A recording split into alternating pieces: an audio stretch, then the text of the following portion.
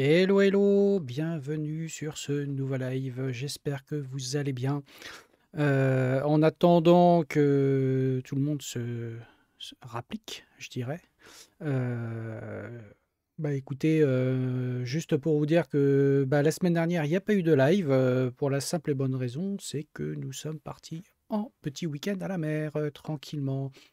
On s'était dit tout d'un coup. Je voudrais voir la galaxie, prendre un peu l'air. Zegema Beach.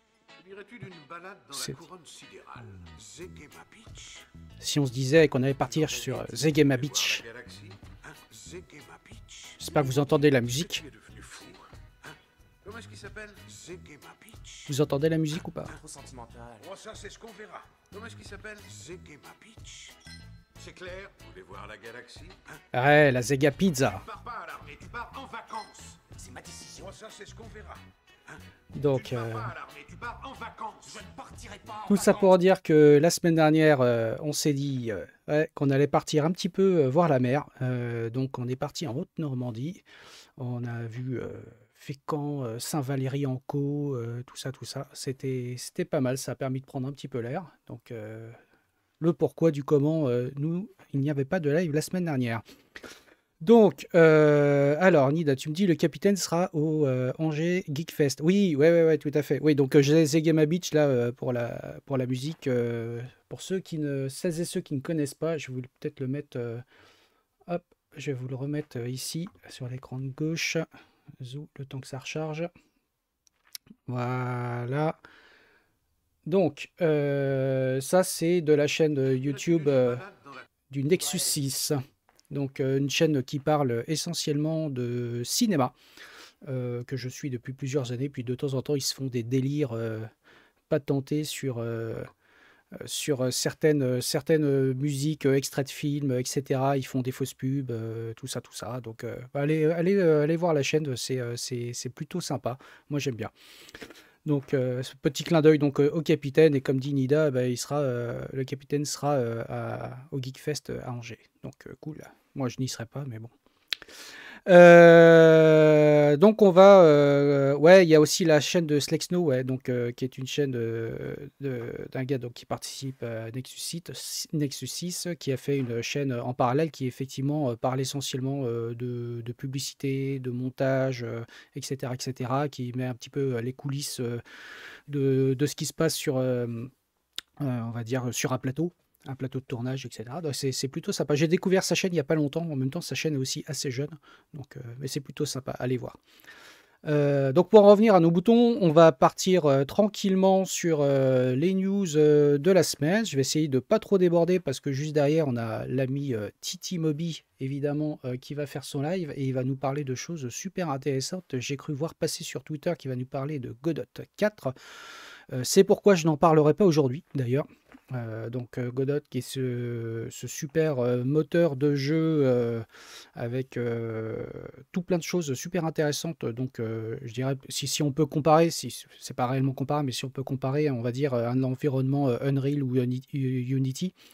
Donc c'est un moteur de jeu tout intégré, avec un éditeur intégré pour faire historiquement de la 2D, et puis depuis un moment aussi on peut faire de la 3D avec un très haut niveau de qualité. Donc ça permet de faire un petit peu du rapid application development au niveau jeu vidéo, sans sacrifier ni les performances ni la qualité. Mais ça, je laisserai Titi en parler tout à l'heure. Voilà, donc la version 4 est sortie cette semaine après une très très longue attente. Moi, je vais pas vous parler de ça aujourd'hui, le temps que ça charge sur mon écran et je vais vous partager ça. Donc déjà, on va commencer par la petite news que je vous ai partagée hier dans la petite info du jour. C'était la sortie, tous les ans, je vous tanne avec ça, mais la sortie il y a 42 ans du ZX81. Donc mon premier ordinateur, s'il en est. Donc ce que vous voyez là sur les photos, ce sont mes ZX81 perso que j'avais durant mon enfance, avec les livres que j'avais, enfin une partie des livres que j'avais pour pouvoir faire joujou avec, que ce soit en programmation ou en électronique, puisque à la base je viens de l'électronique avant d'avoir fait de l'informatique. Et donc, voilà, je voulais juste vous partager ça pour parler un petit peu de ce micro-ordinateur qui était une bouse infâme, on va pas se mentir, avec des performances très faibles, des programmes qui devaient être chargés sur cassette. Rappelez-vous que cet ordinateur était vendu donc avec un Z80 cadencé à 3,58 MHz, dont la moitié des cycles d'horloge étaient utilisés pour faire l'affichage à l'écran, parce qu'il n'y avait pas réellement de circuit vidéo. Donc en fait, on avait en gros 1,7 MHz en termes de puissance de calcul pour exécuter nos programmes. Et vendu avec la quantité faramineuse de 1 kilo-octet de RAM. Oui, oui, oui, tenez-vous bien, 1 kilo-octet de RAM. Et évidemment, on pouvait acheter des extensions de mémoire, 8K ou 16K, comme on le voit d'ailleurs sur cette photo-là, sur la partie à droite, là où c'est marqué ZX Panda, qui était une extension de RAM non officielle, donc non fabriquée par Sinclair, mais par un fabricant tiers. De Stoneship Electronics de mémoire, donc qui a fait quand même beaucoup de périphériques pour cet ordinateur. Donc ça nous ramène finalement loin et en même temps pas si loin, parce qu'à l'échelle de l'informatique ça paraît loin, mais à l'échelle humaine c'est pas si loin que ça. Donc il y a 42 ans on avait ce genre de machine entre les mains, et quand on voit ce qu'on a aujourd'hui entre les mains pour faire de l'informatique, il y a quand même un monde qui s'est écoulé. Voilà, voilà, voilà. Donc j'imagine que plusieurs d'entre vous ont eu cet ordinateur. Comme dit Laurent, effectivement, c'était pas une bouse, on s'amusait bien. Mais bien sûr, je me suis énormément amusé. Et puis l'avantage de cet ordinateur, c'est qu'il était hautement hackable. C'est-à-dire, on avait accès directement au bus, etc. C'est pour ça que j'en avais deux, hein. J'en ai un qui m'a servi beaucoup pour mes expérimentations électroniques et un qui est resté, on va dire, plutôt non modifié, on va dire. Et ce qui était terrible, c'était de taper avec ce fameux clavier à membrane qui était impossible en termes d'expérience utilisateur. C'était l'horreur absolue. Mais bon, passons. Pour la news suivante, je vous en parle quasiment toutes les semaines ou toutes les 2 semaines. Je vous en avais parlé donc, il y a 15 jours du bouclage de la version 6.2 du Noyau Linux. Je vous disais que la 6.3 était sur les rails, et bien voici que la Linux 6.3 RC1, donc la première release candidate, est déjà dans les bacs. Donc elle est sortie hier. Donc on va rentrer dans une fenêtre de merge et donc de production de release candidate qui devrait durer quelques semaines. En général, c'est 6-8 semaines. Enfin, ça dépend. En général, ça dépend de ce qu'il y a à faire. Il n'y a pas grand-chose de foufou pour l'instant que j'ai noté. Ce que j'ai noté, c'était le retrait du support de l'Intel C Compiler, aussi connu sous le doux nom de ICC. ICC, donc, qui était supporté comme chaîne de compilation sous le noyau Linux, qui a priori a été, il y a un patch qui a été intégré et donc qui va entériner le retrait de cette chaîne de compilation, puisque Intel migre doucement et sûrement vers LLVM et CLang et donc ce qui reste supporté en termes de chaîne de compilation essentiellement c'est tout ce qui est basé sur GCC et LLVM. Pour des raisons assez simples de maintenance sur le long terme. Et sachant que l'Intel C Compiler, de toute façon, n'est pas extrêmement répandu, on va dire, sur le marché de façon générale, mais utilisé à certains endroits pour des besoins particuliers, notamment lorsqu'on cherche à faire des optimisations en tout cas d'avoir un support matériel qui soit vraiment très très très efficace, puisque Intel forcément fournit son compilateur avec en connaissant bien son architecture de ses processeurs, et donc avec des niveaux d'optimisation qui sont parfois un peu plus élevés que d'autres compilateurs, qui soient d'ailleurs commerciaux ou libres. Hein. Voilà. Donc, salut Alex. Donc bienvenue à toutes et à tous pour ceux qui viennent de nous rejoindre. Donc je continue un petit peu sur la news. Donc pour Linux 6.3, j'en parlais régulièrement. Là j'ai fait vite fait le tour. Donc comme je disais, j'ai pas relevé encore de choses incroyables sur le noyau. Hey, salut Rancune, bienvenue à toi. Ça fait plaisir de te voir ici. Donc Rancune ici présent, allez suivre son compte Twitter, allez suivre sa chaîne, c'est super intéressant. Donc pour le noyau Linux, comme je disais, salut Sylvain, comme je disais, donc pas de trucs incroyables pour l'instant, bien évidemment des corrections de bugs, quelques ajouts de matériel, rien de foufou, donc normalement d'ici, je dirais 6-8 semaines, on devrait avoir une version 6.3 en bonne et due forme. Donc je le rappelle, puisqu'il y avait eu ce débat, je sais plus où, sur Twitter ou ailleurs, etc., sur par rapport à la version support à long terme. Donc je rappelle que la version LTS du noyau, la dernière version LTS, c'est une 6.1. On a eu ce débat, je ne sais plus quand, sur Twitter, je crois, puisqu'on parlait de Debian et autres distributions et de noyaux avec un support à long terme. Voilà. En parlant de Twitter, apparemment, ça a été un week-end relativement trollesque, si je puis dire. Alors, je me suis pas retrouvé un petit peu dans les trolls du week-end. Oui, Deida, ouais, c'était avec toi pour la version 6.1 LTS. Ouais. Mais je sais que tout le monde était plus ou moins perdu entre les versions, donc ouais, c'est toujours bon de rappeler. Donc, c'était un week-end un peu trollesque. Apparemment, ça a parlé, ça a pas mal trollé autour de K8, de Kubernetes et d'autres choses. Et donc, ça m'a fait marrer parce qu'à un moment donné, je suis tombé sur ce mème qui m'a fait beaucoup rire.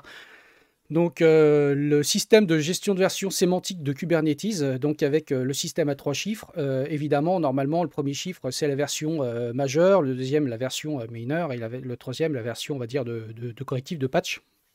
Et donc, ça m'a fait marrer de lire cette capture que je vous affiche un peu en plus grand. Voilà. En gros, si vous prenez les versions de Kubernetes, globalement, le premier chiffre, ça, c'est totalement inutile puisque de toute façon, il ne changera jamais. On n'aura jamais de Kubernetes 2. Le deuxième chiffre, normalement, indique une version mineure qui, normalement, ne doit rien changer, ne doit rien casser, ne doit pas casser l'API ou la BI du produit. Or, très très régulièrement, on a des choses qui sont cassées. Et puis, le dernier digit, finalement, on peut considérer que c'est un digit plus ou moins random. Donc, voilà. Donc, j'ai trouvé ça super drôle. Peut-être que certains ou certaines d'entre vous, ça vous fait peut-être moins rire, mais bon, en tout cas, j'ai trouvé ça super drôle parce qu'en plus, apparemment, donc oui, il y a eu quelques trolls. Je crois que Nida, d'ailleurs, je me demande si tu n'étais pas à un moment donné plus ou moins dans les trolls. Je sais plus exactement. Ouais, c'est parce qu'en fait, je suis parti de ton tweet. Qui disait que effectivement, attends, si je l'affiche, je sais pas pour vous, mais alors en ce moment Twitter, l'affichage des pages c'est super long. Mais ça doit être l'effet Elon qui a divisé par 4 le nombre de serveurs. Donc voilà, je suis tombé sur le tweet de Nida qui disait je viens de regarder en speed ma timeline et je sors les popcorn. les dramas de la tech, c'est parfois violent et je prends un bouclier. Donc effectivement, il y avait apparemment, j'ai regardé vite fait, j'ai réussi à trouver quelques échanges, des choses qui s'opposaient entre Kubernetes, KVM, XCPNG, parce que alors là on met moi avec mes XCPNG, sachant qu'effectivement XCPNG, j'ai vu qu'il y a eu aussi du troll via le compte de Cécile, alias Attack Network. Enfin bref, donc détendez-vous, hein, il faut se détendre. On n'est que dans la tech et on ne fait que de la tech. Mais j'ai l'impression que certaines personnes prennent ça tellement au sérieux que c'est comme si leur vie en dépendait. Un peu comme ce matin, on faisait ça en rigolant, donc avec Philippe, Thierry, alias Titi Moby et Kigorg, en parlant des langages fortement typés ou pas fortement typés, etc. Là, on se troll gentiment, mais parfois il y a des échanges qui sont un peu fous. Sur mon langage est mieux que le tien, mon langage c'est mieux, le tien c'est de la merde, tout ça, etc. Bon, je pense que, comme je dirais, soyons pragmatiques, essayons d'utiliser déjà les langages et les plateformes qui nous plaisent pour les besoins que l'on a. Et surtout, ce qui est fortement détestable, c'est quand les gens viennent nous expliquer à nous qu'est-ce qui est bon pour nos propres projets, sachant qu'ils connaissent rien de nos projets, c'est-à-dire donc des exigences, comment je dirais, des contraintes que l'on peut avoir en termes technologiques, en termes de plateforme, en termes de support, etc., etc. Parfois, avant de poser des vérités absolues, en tout cas des choses qui marchent pour vous, essayez de vous mettre à la place des gens en disant bah oui, mais je connais pas forcément sa contrainte de plateforme, je connais pas forcément l'historique technologique qu'ils peuvent avoir, etc. Et peut-être que le choix qu'ils ont fait en termes de techno peut s'entendre, même si c'est celui que je n'aurais pas fait. Voilà. Donc ça m'a fait un peu rire. Heureusement, j'ai échappé à ça, ce week-end. Et puis maintenant, c'est vrai que ce genre de troll, j'essaye de m'en tenir loin quand je vois que c'est des trolls un peu sérieux, quand ça troll un peu durement. Et je crois que c'est Philippe Charrière qui évoquait ça près de Denis Swindler, je crois, qui disait bah, depuis quelques temps, depuis qu'il mute ou qu'il bloque certaines personnes assez facilement, bah, il se sent mieux. Et effectivement, c'est ce que j'ai fait. Avant, je ne bloquais personne, ou je mutais personne, et depuis quelques mois, j'ai dû procéder à quelques blocages ou mute de certaines personnes pour éviter de tomber dans certaines conversations qui deviennent pénibles à lire sur Twitter. Bon, ce qui n'empêche que la plupart du temps, on va quand même dire ce qui va bien, c'est que les choses, la plupart des échanges sont quand même relativement cordiaux la plupart du temps. Mais on peut tomber dans des traquenards où ça devient du troll et des affrontements un peu violents. Et j'avoue que depuis que j'ai muté certaines personnes, certaines conversations, je me sens beaucoup, beaucoup, beaucoup mieux. Voilà, voilà, voilà. Alors, je vois que ça parle dans le chat. Ah oui, on parle de Proxmox, de XCP, de Cube, pas Cube, etc. Alors, j'ai pas de popcorn, mais je pense que je vais aller m'en faire. Donc, bref. Passons sur le week-end troll. Je voulais juste revenir sur. Je l'ai évoqué assez rapidement la semaine dernière sur Twitter en partageant un article. C'était sur l'affaire LastPass, parce que quand on pense que c'est fini, bah, en fait, c'est pas fini.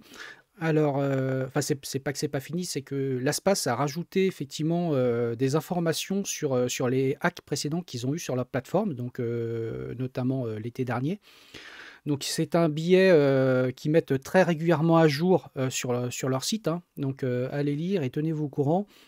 Ce qui est intéressant de voir, c'est qu'en fait, le hacking dont ils ont été victimes vient essentiellement, bah, finalement, d'un hack très, très, très ciblé auprès d'un de leurs ingénieurs de leur équipe DevOps, quelqu'un qui apparemment s'est fait cibler explicitement.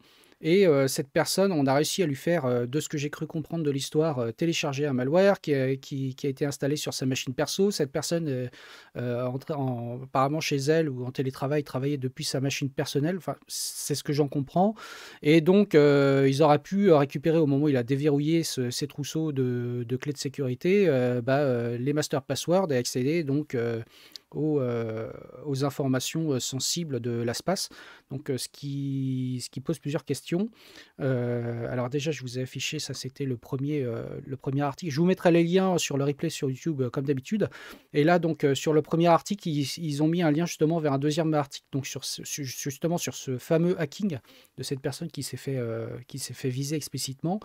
Alors déjà, pour commencer, je trouve que le fait qu'ils en parlent de façon relativement factuelle et assez ouverte, je trouve ça plutôt très bien. Donc, ils ont fait un long billet sur le sujet.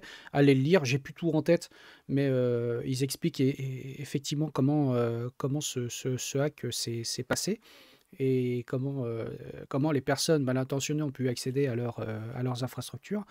Ça, c'est le premier point. Le deuxième point, c'est que effectivement, moi, je me pose à titre personnel des questions sur, comment je dirais, sur le sérieux de leur organisation ou de leur façon de travailler ou de leurs solutions. Voilà. Moi, j'ai jamais utilisé l'espace, j'ai toujours regardé ça d'un peu loin. Mais effectivement, tous ces incidents en série, je lisais l'autre fois un article qui disait ils ont eu, je crois, 10 incidents majeurs en 10 ans, je crois, quelque chose comme ça. Donc à vérifier, hein, à prendre avec des pincettes. Je ne suis pas allé vérifier tous les incidents qu'ils ont eus. Mais ça pose quand même beaucoup de questions sur ce produit qui est censé un produit qui est là pour justement sécuriser les secrets des utilisateurs et donc qui devrait être hautement sécurisé ou en tout cas avoir des procédures assez poussées pour éviter qu'un seul utilisateur corrompu puisse donner l'accès à l'ensemble des secrets ou des données. Donc, moi, j'ai travaillé dans certains environnements assez sécurisés où normalement, enfin, c'est pas normalement, où d'avoir le secret d'un seul utilisateur ne permettait pas d'avoir accès à l'ensemble de l'infrastructure. Par exemple, les secrets étaient splittés sur des officiers de sécurité, splittés sur 1, 2 ou 3 personnes, et avec effectivement des mots de passe qui étaient non prédictibles, etc., etc. Donc ça limite quand même les risques. Donc ça veut dire que si quelqu'un se faisait hacker, la personne seule, en récupérant le secret de la personne seule, il n'était pas possible d'accéder aux informations de l'infrastructure ou logiciel. Ceci couplé à effectivement du hardware spécifique, là je pense notamment à des HSM. Je ne sais pas si chez l'espace ils utilisent des HSM, j'espère que oui. Mais donc des HSM, c'est Hardware Security Module, pour ceux qui ne connaissent pas. Donc ça veut dire que globalement, vos clés sont stockées dans une carte dédiée. Quand je parle de carte, c'est vraiment une carte d'extension PCI, etc., dédiée, qui est sécurisée, qui est protégée contre les attaques par captation d'ondes électromagnétiques, etc., etc., avec des vrais générateurs de nombres aléatoires. Enfin bref, donc c'est ce genre de cartes. Souvent, il y a beaucoup de cartes qui sont fabriquées par IBM. Qui sont extrêmement chers, mais par contre qui permettent de construire des PKI, donc des générateurs de clés et de secrets.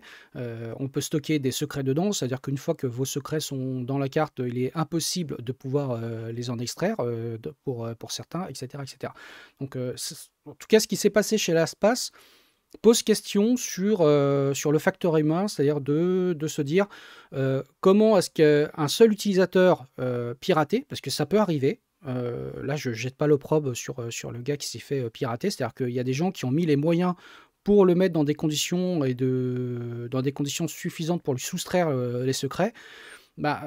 Comment est-ce qu'une seule personne dans ce type d'entreprise, dont justement le business c'est la sécurité et le secret, permet de donner un accès à l'infrastructure et à la couche logicielle et aux données de l'espace. Donc ça pose question. À mon avis, je pense que l'article qui est sorti et que je vous ai présenté, que je vous partagerai, donc c'est sur leur blog, hein, le blog de l'espace. À mon avis, ce ne sera pas le dernier. Je pense qu'il y aura peut-être d'autres répliques ou d'autres révélations un peu plus tard. La preuve, c'est que cet article est sorti, que je me souviens plus, c'était le 1er mars, je crois. Et on ne pensait pas qu'effectivement, il y aura ces informations qui sortiraient. Donc, il n'est pas impossible qu'il y ait de nouvelles pistes, de nouveaux audits qui pourraient démontrer qu'il y a peut-être d'autres choses. Moi, en tout cas, je ne saurais que trop vous conseiller que si vous êtes utilisateur ou utilisatrice de l'espace, soit changer de gestionnaire, de fournisseur de trousseaux de mots de passe. Soit vous installez, si vous en avez les compétences, votre propre instance de, j'en sais rien, de Bitwarden, de Passbolt ou ce genre de choses, ou aller chez un concurrent qui est peut-être moins mis en lumière, parce que ça a l'air de rien, les autres concurrents sont peut-être pas mieux sécurisés, honnêtement, je n'en sais rien, mais en tout cas, ils sont peut-être moins dans la lumière, donc moins sujets à des attaques. C'est aussi une possibilité. Et en tout cas, si vous voulez rester chez LastPass parce que c'est chiant d'extraire tous ces mots de passe, de les migrer ailleurs, etc., je ne saurais que vous conseiller de changer tous vos mots de passe. Là, vous pouvez considérer que tous vos mots de passe, même s'ils n'ont pas encore été déchiffrés, etc., ils sont considérés comme caducs et donc vous êtes en sursis. Voilà. En tout cas, c'est mon avis. Peut-être que vous ne le partagez pas, mais en tout cas, c'est mon avis. Voilà pour cette partie-là. Je vais enchaîner sur quelque chose d'un peu plus fun. J'ai partagé ça ce week-end. Ah tiens, j'ai mon OBS qui me dit que c'est en surcharge. Voilà. Bon, je ne sais pas pourquoi. Donc c'est la sortie de l'Arduino Giga R1 Wi-Fi. Donc c'est une nouvelle carte qui a été produite par la fondation Arduino. Donc comme vous le savez, Arduino, ils ont déjà produit plusieurs cartes, les Arduino Uno, la dernière en date de la Uno, c'est la Uno R3. Il y a les Arduino Leonardo, que j'en ai plein ici, les Arduino Nano, les Micro, Pro Micro, tout ça, etc. etc. Bon, alors sachant que certains n'ont pas été produits par la fondation Arduino, je pense notamment les Pro Micro, qui sont finalement des revampes en tout petit des Arduino Leonardo, mais plutôt fabriqués par notre fabricant.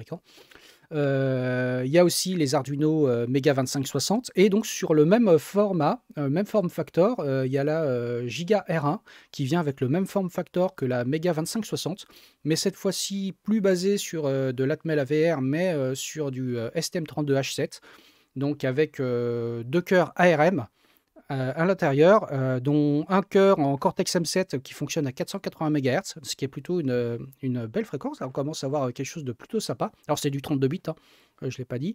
Et un Cortex M4 à 240 MHz.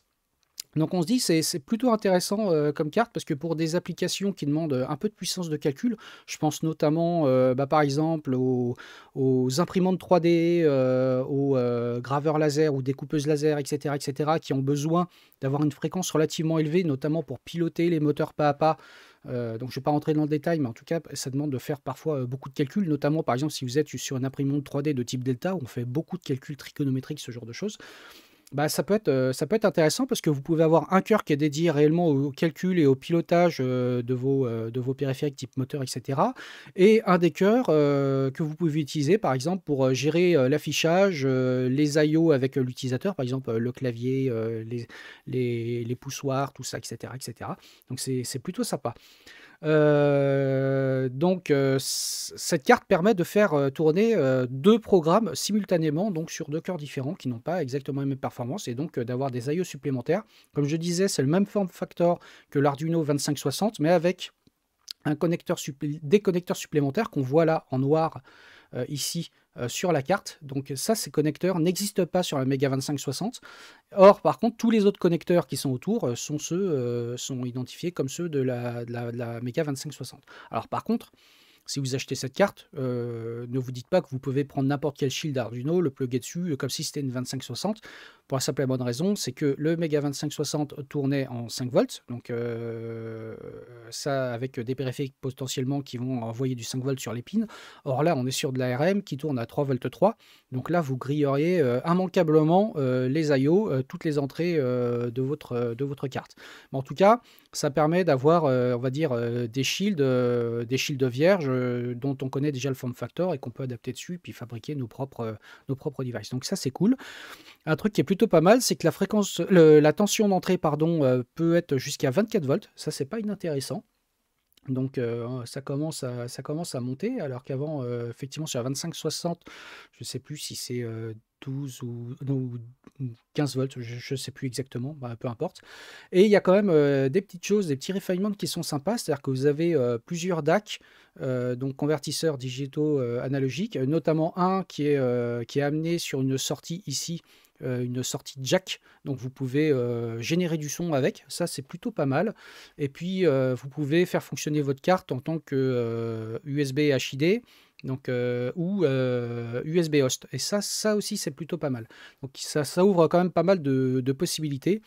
Donc il y a l'ami Thierry qui en parlait l'autre fois sur Twitter en répondant à mon tweet en disant bah là que c'est comme une sorte de monstre et on s'écarte un peu de quelque part, je dirais, enfin là je parle sous le contrôle de Thierry, je sais pas si c'est exactement ce qu'il voulait dire, mais on s'écarte un peu du microcontrôleur tout simple qu'on avait jusqu'à présent, mais je trouve que c'est pas mal d'avoir des solutions qui sont un petit peu plus puissantes, un petit peu plus poussées pour des applications, on va dire peut-être un peu plus industrielles, en tout cas qui demandent un peu plus de puissance de calcul. Rappelons que l'architecture AVR est une architecture 8 bits, donc effectivement, ce qui n'empêche que votre chaîne de compilation peut manipuler des nombres de 32 bits ou de 64 bits, mais effectivement avec un coût assez élevé en termes de temps d'exécution. Et là, le fait d'avoir des cœurs 32 bits permet de traiter directement par bloc de 32 bits toutes les opérations, qu'on fasse d'ailleurs du calcul en virgule fixe ou de la virgule flottante émulée, ça va quand même beaucoup plus vite, etc. Donc Thierry me dit, j'en perçois les usages éventuels, mais je ne me vois pas pour moi ce que j'en ferai pour le moment. Ouais, je suis tout à fait d'accord, Thierry. C'est pour ça que je parlais notamment pour des usages un peu poussés. Je pense qu'avec cette méga R1, cette giga R1, pardon, je vois bien des nouvelles cartes ramps, c'est-à-dire les cartes ramps, ce sont des shields pour pouvoir faire des imprimantes 3D, des traceurs, des graveuses ou des coupeuses laser, etc., etc. Je vois bien un ramps en version 2.0 qui viendrait se plugger dessus pour pouvoir faire justement des imprimantes 3D et puis avec un répétiteur firmware qui soit adapté à cette nouvelle carte et pour pouvoir exploiter justement toutes ces caractéristiques un peu poussées. Donc ça reste effectivement une carte un peu plus d'usage général. Le fait qu'il y ait une sortie jack, qu'on puisse faire de l'USB host, du guest, qu'on puisse faire plein de choses, etc. On se rapproche de plus en plus vraiment d'un SBC, d'un single board computer type Raspberry Pi ou ce genre de choses. Mais la seule différence, c'est que ça reste du microcontrôleur, donc il n'y a pas d'OS dedans. Donc c'est votre programme qui tourne dedans, donc il n'y a pas de MMU, donc pas de protection mémoire. Votre OS, vous n'avez pas d'OS, donc c'est votre programme, c'est lui qui consomme toutes les ressources, qui doit gérer les ressources, éventuellement plusieurs threads d'exécution, puisqu'il y a des librairies pour pouvoir faire ça, etc., etc. Mais on se rapproche tout doucement d'une sorte de single board computer. On est à peu près à mi-chemin entre vraiment le microcontrôleur basique et le SBC type Banana Pi ou Raspberry Pi. Voilà.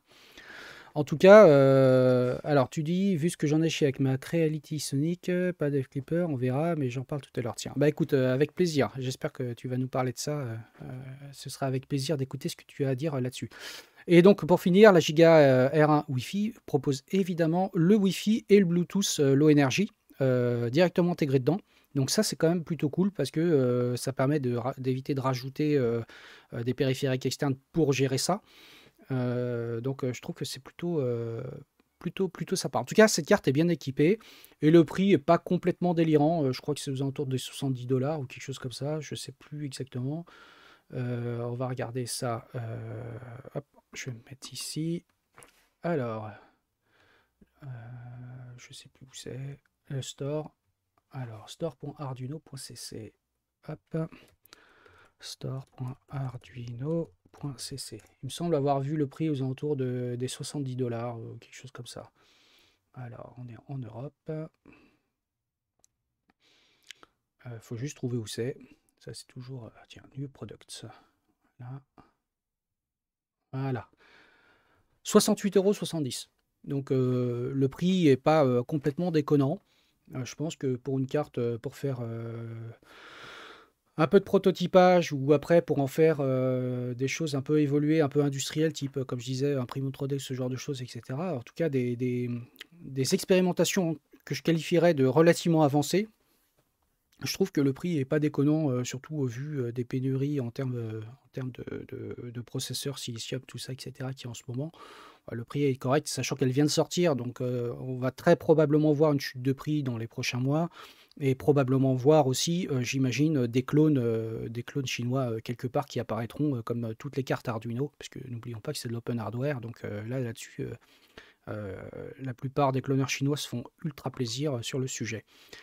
Voilà, voilà. Oui, Anne-Vue, tu as raison, c'est sans compter les taxes et les livraisons, c'est évident. Mais ça, c'est toujours pareil. Moi, je regarde juste le prix de base. Après, effectivement, en fonction des stores et tout. Après, j'imagine peut-être, j'ai jamais acheté directement sur le site d'Arduino directement, mais peut-être que si on en prend plusieurs, il y a peut-être un prix dégressif sur les frais de livraison.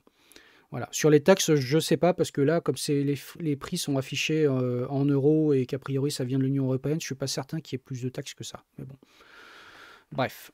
Et pour enquiller un petit peu sur la partie Arduino, je sais que certains ou certaines d'entre vous n'aiment pas trop l'environnement, etc. Mais il faut quand même avouer que c'est un environnement de programmation qui est plutôt sympa.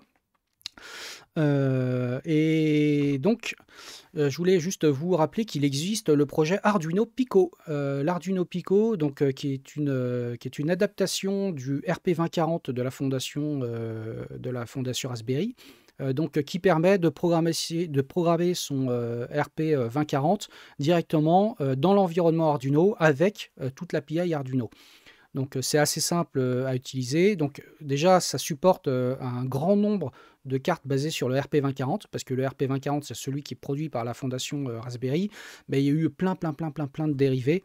Donc, certains avec des chips embarqués, des LED Matrix, des choses comme ça. Enfin, il y a plein de choses, etc. Parfois avec des petites variations au niveau du bootloader et tout. Et donc, la partie... l'Arduino Pico donc, permet de pouvoir programmer toutes ces cartes avec, directement dans l'environnement Arduino et avec la même API que Arduino. Que je ne vous ferai pas l'affront d'appeler langage Arduino comme j'ai déjà entendu, mais on va dire que c'est toute l'API. Donc pour l'utiliser, c'est assez simple, hein, je vous partagerai le GitHub, mais c'est très simple, il suffit de rajouter dans les préférences une ligne dans Additional Boards, et puis de laisser télécharger tout ça, et puis d'installer directement, hop, d'installer le SDK, ce qui vous permet de pouvoir profiter assez facilement de la programmation en C, en C++ avec l'écosystème Arduino directement pour tout ce qui est dérivé des RP2040. Donc c'est plutôt pas mal. Je dis que alors je dirais ça rend service parce que ça permet de bénéficier aussi de beaucoup de l'écosystème de tout ce qui a déjà été écrit pour Arduino, notamment les différentes librairies qui existent sous l'environnement Arduino. Alors Thierry qui est en train de troller, autant passer à Rust sur RP2040. Bah non, vraiment Thierry. Non, mais bon, aujourd'hui il était en mode troll, donc bon, je te pardonne.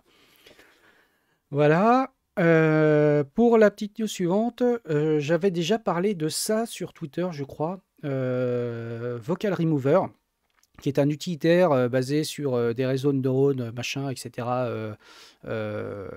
pour pouvoir retrancher les voix directement depuis une bande-son.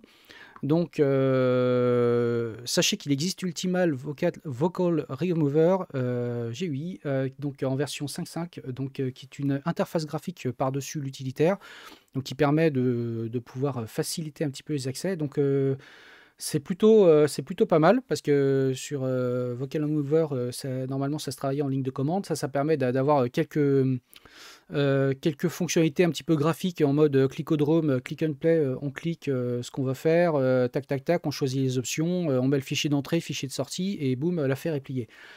Sachant que c'est un super utilitaire qui marche plutôt bien. Par contre, ça demande un peu de ressources. Je crois d'ailleurs, si je me souviens bien, il doit mettre les prérequis. Me semble-t-il quelque part, mais les prérequis sont assez élevés, hein. Enfin, n'espérez pas faire tourner ce truc-là à bonne vitesse sur une machine sans GPU. Vaut mieux avoir un GPU puisqu'il y a beaucoup de choses, beaucoup de calculs qui se font sur le GPU. Donc, ça demande un peu de ressources, pas mal de mémoire vive et tout. Tiens, voilà, c'est là, hop, ils mettent NVIDIA RTX 1066 gigabits, c'est le minimum en termes de GPU, par exemple. Bon. Donc, vous voyez, ça demande un petit peu de... Enfin, c'est pas fou non plus comme config, mais par exemple, sur des petits laptops qui ont pas de GPU ou un tout petit GPU avec pas beaucoup de mémoire, bon, bah, c'est pas trop le genre de config pour le faire tourner. Par contre, ça donne de bons résultats. Ça permet donc d'extraire assez facilement ou retrancher l'audio, enfin, la partie vocale d'une bande audio. Donc, voilà. Je vous en parle parce que c'est des sujets qui de temps en temps peuvent, enfin, je vois déjà passer pour des gens qui font du traitement audio, c'est de se dire ah, j'ai une voix là à tel endroit, je voudrais la retirer, je voudrais retirer la voix de la bande son, je voudrais séparer les pistes, ce genre de choses, etc. Donc c'est un utilitaire qui est plutôt pas mal. Voilà. Donc ça, Thierry, ça t'intéresse, c'est ça que tu dis? Oh punaise, ça je note. Donc Ultimal Vocal Remover GUI, donc là il est en version 5.5. Alors, tu as un outil Linux pour les sondes de calibration d'écran. Alors, bah moi en fait, j'utilise les outils assez classiques. Comment ils s'appellent? Ça y est, moi j'ai aucune mémoire, sachez-le. C'est toujours. C'est toujours très très délicat. Attendez, je vais regarder là dans ma config, là, comment il s'appelle. C'est Dispcal GUI. Avec tous les utilisateurs sous-jacents de Dispcal GUI. J'utilise plus l'interface graphique de Dispcal GUI parce que vous n'êtes peut-être pas sans savoir que lorsque Python 2 a été complètement sorti, on va dire, du marché, Dispcal GUI n'était pas tout à fait migré vers Python 3. Et donc moi j'utilise tous les logiciels sur lesquels se base Dispcal GUI, donc qui permet de calibrer les écrans. Moi j'utilise une sonde de calibration pour mes écrans parce que je fais de la photo, vous le savez très probablement. Donc je travaille avec des écrans qui sont calibrés et comme sonde j'utilise une sonde Spider 5 qui est de très bonne facture et ça, franchement ça marche très bien. Ce qu'il faut juste savoir, c'est que la calibration d'un écran, bah, ça prend un petit peu de temps. Donc même en mode un peu rapide. Par contre, c'est vrai que ça donne de bons résultats. Il y a des bons ajustements de mes courbes de réponse, de contraste, de gamma, etc. Voilà. Alors tu as aussi cette sonde, mais tu garais l'air en libre. Ouais, bah, moi, ça marche plutôt bien, mais je me suis fait un ou deux scripts un peu quick and dirty justement pour attaquer directement les utilisateurs en ligne de commande. En général, maintenant, j'ai juste à brancher ma sonde, je lance mon script et basta, l'affaire est pliée. Faudra que je vois industrialiser ça, puis je partagerai ça sur un GitLab, un GitHub, Bitbucket, enfin tous mes miroirs favoris comme d'habitude. Mais, bah écoute, Nida, je note ça pour une prochaine fois. Peut-être que je ferai un focus spécifique sur la calibration d'écran sous Linux. Bon, sachant que moi, j'ai jamais testé beaucoup de matériel, j'ai toujours travaillé avec des sondes Spider qui marchent vraiment très bien. Donc, j'ai pas trop d'expérience par contre avec les autres sondes de calibration et encore moins avec les écrans qui ont des sondes intégrées, ça pour le coup. Mais ça, c'est quand même moins répandu, puis bon, c'est un peu relou. Et pour terminer, un petit utilitaire que j'ai trouvé, donc qui est écrit en Rust, ça devrait faire plaisir à certains ou certaines d'entre vous, qui s'appelle Tuk. Alors je vous affiche ça. Tuk, eh ben, si vous connaissez Cat, vous savez qu'il existe son équivalent qui fait l'inverse, qui s'appelle TAC. Cat permet donc de concaténer des fichiers, donc de prendre globalement votre entrée standard et puis de la sortir sur la sortie standard, ou de prendre plusieurs fichiers, de les concaténer. TAC fait exactement, il fait la même chose, la seule différence c'est qu'il inverse il inverse l'ordre des lignes. Donc il va d'abord vous afficher la dernière ligne, ensuite l'avant-dernière, etc. etc., etc. Donc j'ai découvert là, il n'y a pas longtemps qu'il existe Tuk qui fait la même chose que l'utilitaire Cut. La seule différence, c'est qu'il fait des petites choses en plus, des petits refinements, parce que Cut, c'est un utilitaire, on va dire, dinosauresque d'Unix, qui fait plein de choses, donc qui permet de prendre une chaîne de caractères, de couper cette chaîne en champs, de pouvoir récupérer les champs, les réordonner, etc., etc. Il y a des fois où ça marche plus ou moins bien en fonction de ce qu'on veut faire. Et Tuck prétend être une forme de remplaçant de Cut en comblant certains manques. Il a en tout cas quelques petites fonctionnalités qui sont assez sympas. Donc je vous partagerai ça sur le replay. Donc il a plein d'exemples. Donc ça, c'est plutôt pas mal. Par exemple, comment remplacer le délimiteur, comment réordonner les champs, travailler donc sur des bytes, sur des champs, etc., etc. Il permet de pouvoir ignorer, je crois, par exemple, un header si on est en train de traiter un CSV, enfin, ce genre de choses. Enfin, il a plein de trucs intéressants. Et ce qui est plutôt pas mal, c'est que ça fera plaisir à Philippe Charrière, c'est qu'il y a un playground sur lequel on peut jouer avec Tuk sans l'installer. Donc à gauche, vous tapez vos données et à droite, vous tapez directement votre commande Tuk pour pouvoir la tester en live. C'est compilé en WASM et donc ça fonctionne dans votre navigateur. donc c'est plutôt pas mal. Donc je pense que ça peut être, dans certains cas, quand vous atteignez les limitations de l'utilitaire en ligne de commande Cut, allez voir du côté de Tuc, peut-être qu'il va vous fournir la petite réponse que vous cherchez, la petite facilité dont vous avez besoin. Et voilà, bah, je pense qu'on a fait le tour pour aujourd'hui. Ouais, je regarde mon Stream Deck, oui, on a fait le tour, je vous ai tout présenté. Bah, écoutez, c'est sympa d'être venu. Je pense que maintenant on va pouvoir décrocher tranquillement sur la chaîne de l'ami Thierry. Donc pour celles et ceux qui veulent, il y a Thierry qui va pouvoir lancer son stream tranquillou fifou. On va aller faire un raid chez lui. Et puis, alors, toi, Advu, tu dis quand j'arrive aux limites de cut, je pense plutôt à Hawk. Oui, c'est vrai, je fais exactement pareil. Mais je pense que c'est tout le monde fait comme ça. Voilà, donc 13h02, je pense que c'est le moment d'aller chez l'ami Thierry. Thierry, est-ce que tu as lancé ton stream? Est-ce qu'on peut faire un raid chez toi? Vas-y, dis-nous si tu es chaud bouillant, si tu es chaud comme la braise, si tu es prêt. Attention, je ne sais pas. Ça se trouve, il est déjà en train de lancer son Mac, il est en train de lancer tout ça. Il est chaud patate. Bon, bah, alors, on va faire ça. Bah, écoutez, on va faire le raid qui va bien. Alors, on va faire /raid ttmobi. Je suis un fou de la ligne de commande, moi. Et puis, alors, est-ce que ça marche? Le raid a été créé. Et donc, on va pouvoir décrocher chez l'ami Thierry. Moi, je vais vous souhaiter une excellente journée, une très bonne semaine. Et puis, bah, je vous dis à la semaine prochaine si tout va bien. Voilà. Ciao, ciao. Allez, c'est parti.